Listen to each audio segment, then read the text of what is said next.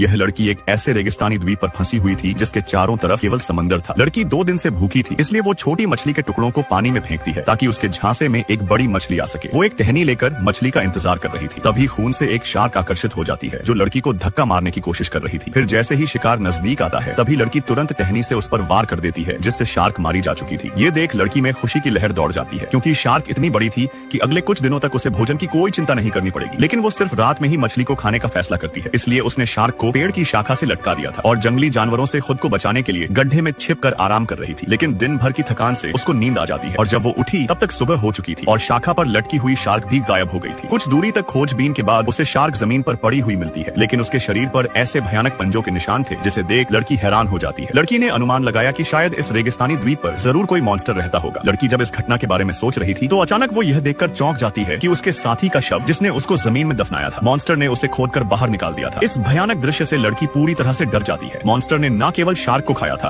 बल्कि उसके साथी को भी खा चुका था। यह देख लड़की तुरंत पेड़ की शाखा से एक हथियार बनाने लगती है ताकि जरूरत पड़ने पर काम आ सके। तभी उसे समंदर की सतह पर कुछ दिखाई दे रहा देता है जिसके कपड़े जाने पहचाने से लग रहे थे। लड़की ने जब पास जाकर देखा तो यह उसके साथी का ही शरीर था, लेकिन इसका निचला हिस्सा पूरी तरह से गायब था। यह खौफनाक मंजर देख लड़की कांप उठी थी। वो सहन करते हुए साथी के शरीर को समंदर तट पर खींच कर लाती है क्योंकि वो मॉन्स्टर को लुभाने के लिए साथी के शरीर का इस्तेमाल करने वाली थी। उसने साथी के शरीर को शार्क की तरह पेड़ की शाखा से लटका दिया था और रात के अंधेरे में वो गड्ढे में छिपकर निगरानी कर रही थी। लड़की मॉन्स्टर को देखना चाहती थी, लेकिन काफी समय तक कोई मॉन्स्टर नजर नहीं आ रहा था। तभी अचानक उसे आकाश में एक प्लेन के उड़ने की आवाज सुनाई देती है। लड़की आग जलाकर उनका ध्यान खींचने की सोचती है, लेकिन जब वो गड्ढे से बाहर निकलने वाली थी तभी अचानक वहाँ पर मॉन्स्टर आ जाता है, जिसे देख लड़की ने तुरंत अपना मुंह ढक लिया था ताकि जरा सी भी आवाज ना निकल सके। मॉन्स्टर के नजदीक आते कदमों की आवाज ने लड़की को बहुत ज्यादा डरा कर रख दिया था। मौत उसके बिल्कुल करीब थी, पर किस्मत से साथी के लाश ने उसे बचा लिया था, जिससे लड़की बाल बाल बच गई थी। सुबह तक छिपे रहने के बाद जब वो गड्ढे से बाहर आती है तो अचानक उसे पेड़ के छेद से अजीब आवाज आ रही थी। घबराते हुए लड़की जब उसे देखने जाती है तो उसमें से केवल एक पक्षी बाहर आता है। लड़की की तो जान ही निकल चुकी थी। लड़की के लिए इस द्वीप पर एक पल भी रुकना खतरे से खाली नहीं था क्योंकि मॉन्स्टर आकर